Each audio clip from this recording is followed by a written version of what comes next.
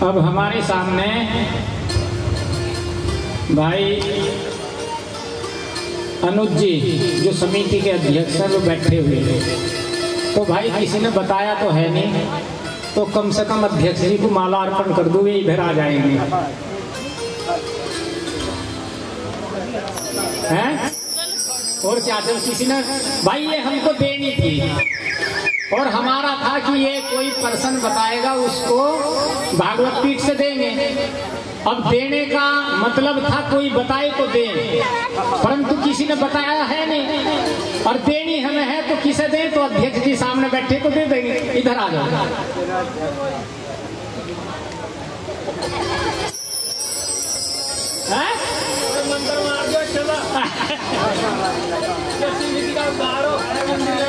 अच्छा, बोलो भागवत भगवान की।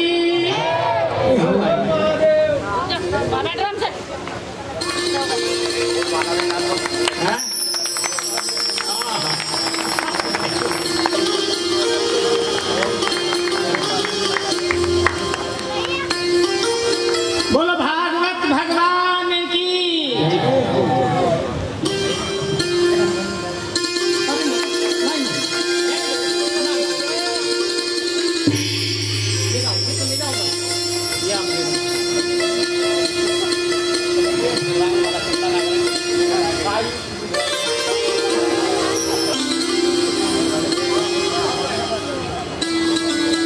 कल आप लोगों को कथा सुनाई, अब आज दूसरा दिन है। अब सुखदेव जी का जन्म हो गया और सुखदेव जी परीक्षित को कथा सुना रहे हैं।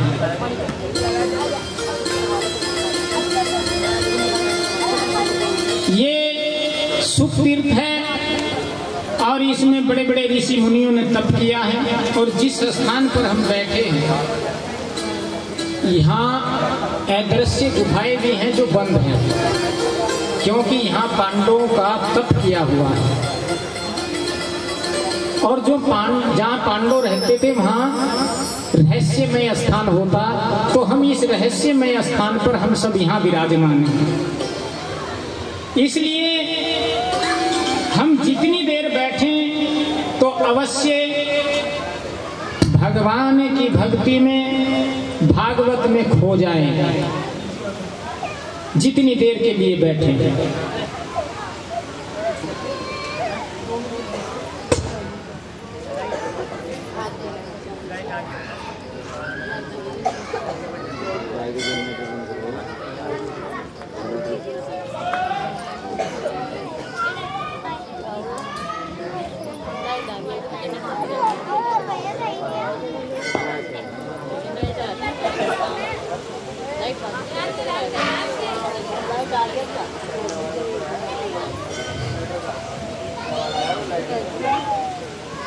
ओम बोलो भागवत भगवान की। जिस समय महाभारत की लड़ाई हो गई, भीष्म पितामह सरसैया पर विराजमान है। भीष्म पितामह को इतने तीर लगे थे और वे 6 महीने तीरों के ऊपर लेटे हुए 6 महीने सरसैया पर रहे थे।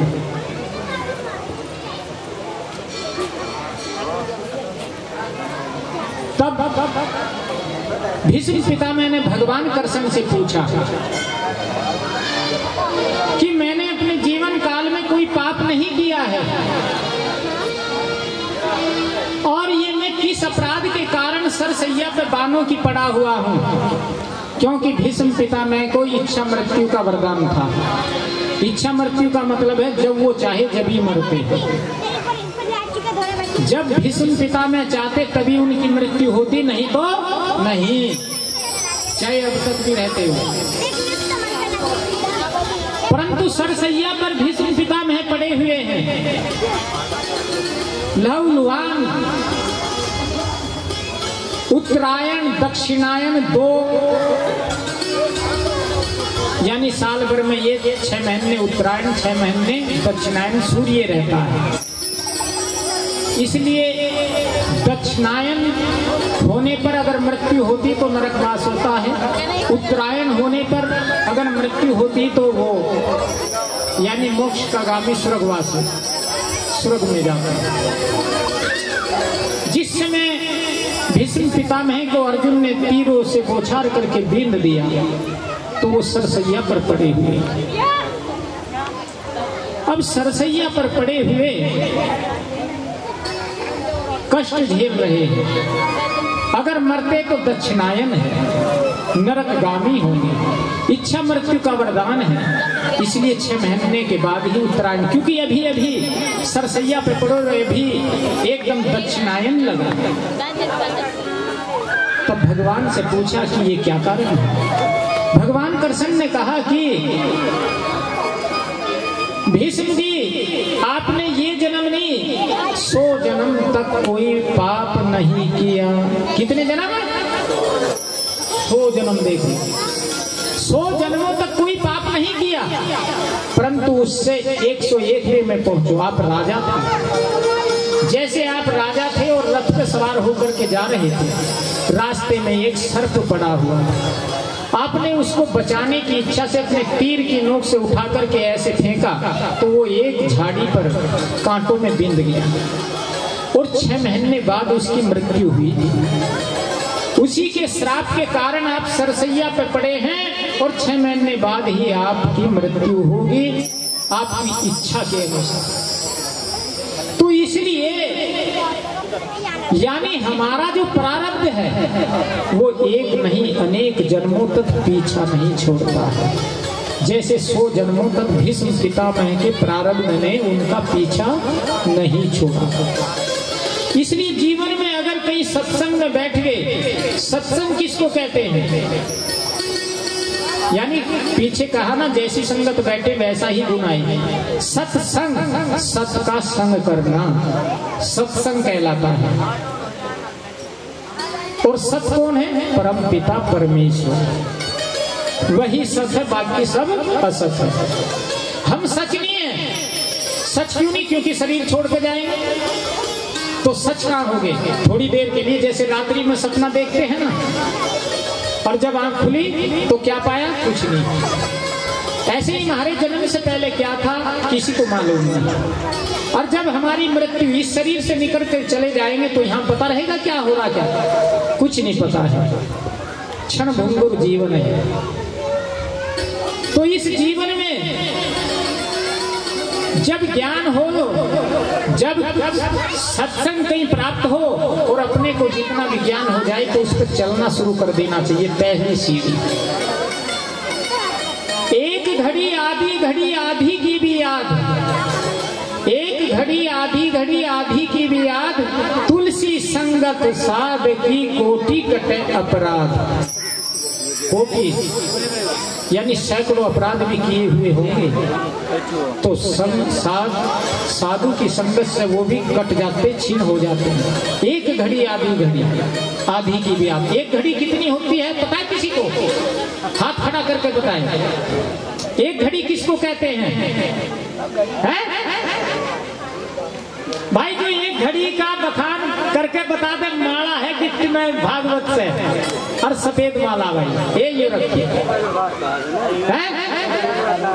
एक घड़ी आधी की भी याद, और तुलसी संगत साध की कोटि कटे अपराध। यानी हजारों अपराध भी करे होंगे, अगर साधु की संगत बैठने लगे तो वो भी छीन हो जाएंगे। क्यों? क्योंकि वो भगवान की भक्ति की प्रेरणा देगा। एक पल की घड़ी, एक घड़ी आधी की भी याद, तुलसी संगत साध की कोटि कटे अपराध। एक घड़ी कितने को कहते ये पूछ रहे हैं हम, पल नहीं पूछ रहे। बैठ जाओ है? बस बैठ जाओ भाई। यानी किसी को मालूम नहीं। एक घड़ी 24 मिनट को कहते हैं। कितने को कहते हैं? आधी घड़ी कितने की होगी? 12 मिनट। आधी की भी आध कितनी होगी? 6। एक घड़ी आधी घड़ी आधी की भी आध, तुलसी संगत साध की कोटि कटे अपराध। यही नहीं 6 मिनट में उद्धार हो जाता अगर किसी संगत साध की संगत में बैठ जाओ। अच्छा, अगर किसी महापुरुष की संगत में बैठेंगे तो वो संसारिक बातें नहीं कहेगा, संसार में रमण करने की बात नहीं कहेगा कि तुम्हारा कितना अन्न हो गया, तुम्हारा कितना धन है, तुम्हारे कितने वाहन हैं, तुम्हारे यानी कितने महल हैं, ये नहीं वो कहेगा। वो कहेगा कि भाई बुरे कर्म छोड़ दिए, मेहनत से कमा के खाना और भगवान के नाम का सिमरण भी करना। तो अगर आप 6 मिनट भी साध की संगत कर लोगे, सत्संग में बैठ जाओगे, तो कौन शब्द आपके मन में बैठ जाए और उसी से बेड़ा पार हो जाए। बोलो भागवत भगवान की।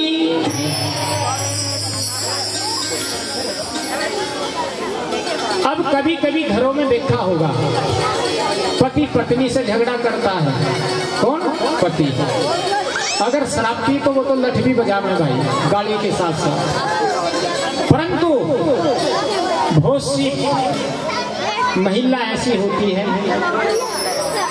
जो भगवान की भगत और सत्संग में जाती होगी, वो अपने पति के हर अवगुणों को सहन करते हुए भी केवल भगवान से ही प्रार्थना करती होगी कि प्रभु मेरे पति को सद्बुद्धि दे। परंतु जो सत्संग में या ऐसे नहीं जाती होगी तो उसका मुकाबला करती होगी, है नहीं भाई? जैसे वो व्यवहार कर रहा है वो भी करती होगी। एक बार एक घटना बताएं आपको, ये भी सच्ची घटना है। एक महिला का दर्द था, अब वो पेट में जब दर्द था तो वो बेचारी रो रही थी, अपने पति को कह रही थी मेरे दर्द है, दवा लिवा दो। अब उसका पति क्या बोलता? बहुत फैल खिलाड़ी है। क्या शब्द बोलना? फैल खिलाड़ी, यानी फैल भर रही है, कोई दर्द उर्द नहीं हो रहा तेरे। परंतु वो दर्द में बेचैन। अचानक से हम वहां से निकले जा रहे थे, अब वो दर्द में जैसे बेचैन, उन्होंने हमें आवाज दी कि नुको जी मेरे दर्द बहुत तेज है और ये दवा भी नहीं लगा रहे, और ये कह रहे कि धूम भर गई, फैल खिला रही कि भाई भगवान के यहाँ देर है अंधेर नहीं, भगवान के यहाँ देर है अंधेर नहीं। आज इसने ये सब तेरे दुख में कहा है तो साल भर नहीं लगने का, 1-2 महीने में ही सब पता लगेगा कि दुख कैसा होता है। तो 1.5 महीने बाद रात के 12-1 बजे उसको दर्द उल्टी दस्त लगे और दर्द में चिल्लाने लगा। उसने वही शब्द बोले कि फैल भर रहा। वो रोता रहा पर पत्नी ने कोई ध्यान नहीं, क्योंकि उसके दुख में काम नहीं आया। वो पति पत्नी का क्या वास्ता है? पत्नी को दुख हो तो पति का फर्ज है कि उसके दुख में काम आए। पति को दुख है तो पत्नी आई, जब भी तो पति पत्नी का जोड़ा है। परंतु पुरुषों में अक्सर ऐसा है, महिलाओं में श्रद्धा ज्यादा होती, पुरुषों में कम। उसका भाई उठ करके आया, उसने दवा लिवाई, परंतु उस महिला ने नहीं, क्योंकि उसके जीवन पर बीतती हुई बात थी। इसलिए अपने जीवन में ऐसी घटनाएं आए तो संयम से काम लेना चाहिए, पति पत्नी को प्यार से रहना चाहिए, उसको दुख सुख में शामिल रहना चाहिए, क्योंकि वे जीवन के साथी हैं। इस प्रकार अपना जिस घर में इस तरीके का व्यवहार होगा, प्यार होगा, वही स्वर्ग है, और जहाँ खटपट है वहां नरक है। जहाँ खटपट है वहां क्या है? और जहाँ प्यार है वही स्वर्ग है। उसी घर में स्वर्ग का वास है, लक्ष्मी का वास है। और जिस घर में महिलाओं का सम्मान होगा, क्योंकि लक्ष्मी भी एक महिला स्वरूपा है। लक्ष्मी पुरुष है या महिला है? हाँ, उस घर में अवश्य ही लक्ष्मी का वास होगा, परंतु सम्मान सम्मान होता है। वो सम्मान अपने आप जिन घरों में ऐसा है, यानी कभी भी महिलाओं का अपना अपमान नहीं होता, तो वास्तव में लक्ष्मी का महावास होता है। देवता भी प्रसन्न होते हैं, खुश होते हैं। क्यों? क्योंकि उस परिवार में तालमेल है, प्यार से रहते हैं। बोलो भागवत भगवान की। थोड़ी देर भगवान के नाम का सिमरन करेंगे। अच्छा, एक बार बताओ, हमने कहा था कल कि यहाँ से जाते हुए रास्ते में भी ओम नमो भगवते वासुदेवाय का जाप करते जाना है। सच बोलना पड़ेगा, सच बोल लोगे? अच्छा, ऐसी महिलाएं बताओ जो यहाँ से गई हैं, पुरुष भी अपने घर तक जो गया और ओम नमो भगवते वासुदेवाय का सिमरन करता गया और नीलकंठ पे बैठे, भाई ईमानदारी से हाथ खड़ा कर है, देखा देखा झूठ ना कर दियो। अच्छा किया, कुछ हाथ खड़े हुए है नहीं, इनके लिए हथेली बजा दो, कम से कम इन्होंने जाप तो किया। अब जैसे हम घर पहुंच गए हैं, अब घर पहुंच करके ओम नमो भगवते वासुदेवाय का वास्तव में जिन्होंने जाप किया हो, वे महिलाएं हाथ खड़ा करेंगी। देख के नहीं करना, इनने खड़ा कर लिया मैं भी ऊंचा हाथ खड़ा कर दूं। अच्छा भाई, ये भी कुछ महिलाएं निकली ऐसी, हाथ ये हथेली बजा दो इनके लिए। देखो, ध्रुव जी ने भी ओम नमो भगवते वासुदेवाय का जाप किया। इसलिए भागवत में इस मंत्र की महिमा, विष्णु भगवान का ये मंत्र है। और जितने समय भागवत कथा होए, उतने समय ओम नमो भगवते वासुदेवाय मंत्र का जाप अवश्य करना चाहिए, क्योंकि ये भागवत जो है भगवान का स्वरूप है। जैसे हमने कल बताया था, यानी जहाँ राम की कथा होगी वहाँ हनुमान जी विराजमान रहते हैं, जहाँ भागवत होती है वहाँ भगवान स्वयं विराजमान होते हैं। ये भगवान विष्णु का आशीर्वाद है। इसलिए भगवान विष्णु का मंत्र का जाप करते रहना चाहिए, तो भगवान अवश्य कृपा करते हैं। तो अब कल फिर पता करेंगे, देखें संख्या बढ़ेगी या नहीं। हाँ, अच्छा, आज कितने व्यक्ति जाप करेंगे? हाथ खड़ा करिए। सब करेंगे? कल को पता लगेगा भाई, है नहीं भाई? पता तो कल लगेगा जब हाथ खड़ा करवाएंगे। इसका आपको फल मिलेगा, इसलिए हम कह रहे, क्योंकि 7 दिन कथा है। अगर आप मन से जाप काम करते हुए, खाना बना रहे जब भी जाप करो, झाड़ू लगा रहे, घास ला रहे, कुछ भी काम कर रहे, जाप करते रहो। 7 दिन में इसका रिजल्ट देखना। अगर चारपाई पे पड़कर सो भी रहे तब भी जाप करते रहो। चलते फिरते उठते बैठते 7 दिन आप कथा सुन रहे हैं, तो ओम नमो भगवते वासुदेवाय का जाप करो। इसके फल का, रिजल्ट का तुम अपने आप महसूस करोगे कि कितना, क्योंकि जितना जो जाप करेगा उसे उतना ही गुण मिलेगा भाई। इसलिए आपने देखा होगा, क्योंकि जो महिलाएं आज नहीं कर पाई, कल किया और आज भी, वे तो उत्तम है, क्योंकि उन्होंने कल भी जाप किया, आज भी कर रही, वो तो करती रहेंगी। परंतु जिन्होंने कल नहीं और आज सही लगेंगी, वो भी बढ़िया है नहीं सही? इसलिए अब थोड़ी देर भगवान के नाम का सिमरन करेंगे।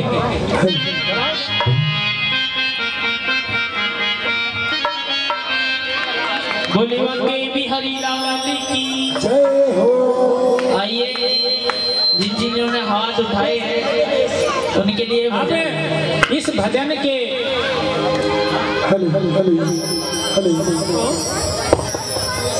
इस भजन के बाद आप सबको कल बताया था, वो झांकी अब आने वाली है ना, आपके बीच में इस भजन के तुरंत बाद।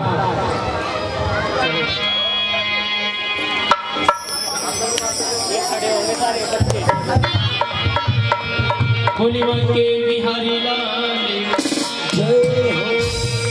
आओ जी, नया भजन, बड़ा सुंदर संदेश दिखाया लिखने वाले ने।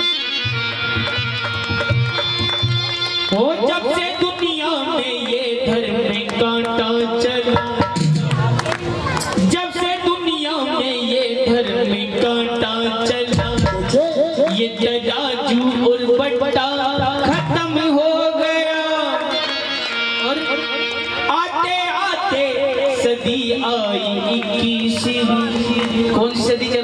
सदी का पता किसे कहते हैं? जो 100 साल का हो जाता है उसको एक सदी बोलते हैं। आते आते सदी आई 21वीं, और 21वीं सदी में क्या हो रहा? इनके सर का दुपट्टा खत्म हो गया। ये हिंदुओं की सभ्यता है। होमटन में जाओ तो मुंह पे से कपड़ा हटता, सिर पे रखा जा रहा था। वो आते आते सदी आई 21वीं, आते आते सदी आई 21वीं, इनके सर का दुपट्टा खत्म हो गया। जब से दुनिया में ये धरती काटा चला, जब से दुनिया में ये धरती काटा चला, ये तराजू और पट्टा खत्म हो गया।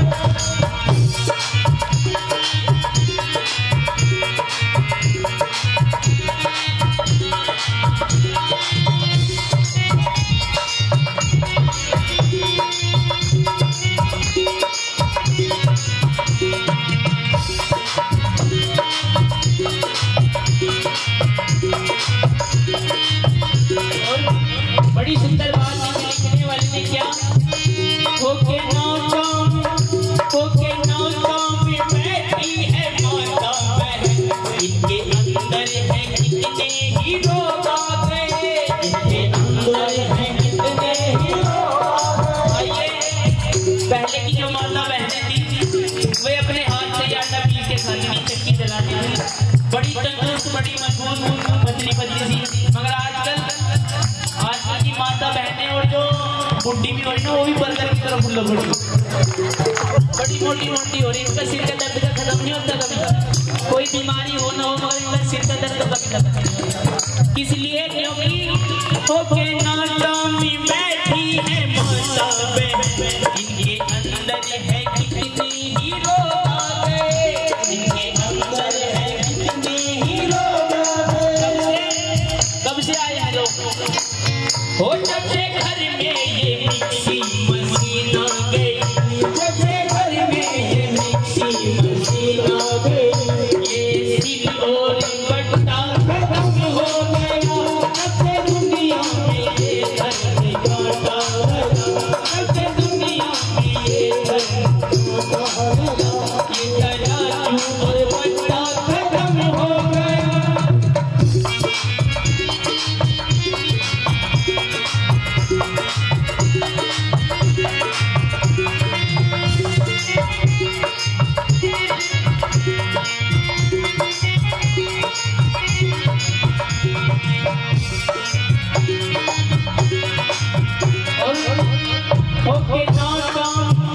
ओके नाटा में बैठे हैं माता पिता, लड़का लड़की ने खो दी शर्म और हया, लड़का लड़की ने खो दी शर्म और हया। आजकल हमारे हिंदुस्तान में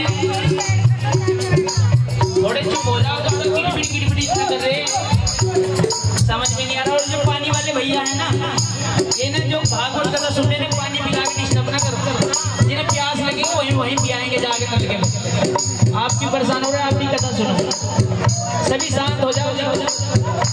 ओके नाटा में बैठे हैं माता पिता, लड़का लड़की ने खो दी शर्म और हया, लड़का लड़की ने खो दी शर्म और हया। क्यों? हमारे हिंदुस्तान में अंग्रेजों ने एक ऐसा शब्द चलाया है, क्या हो गया? क्या आ रही क्या? अभी नहीं आ रही, तुम करो अपना।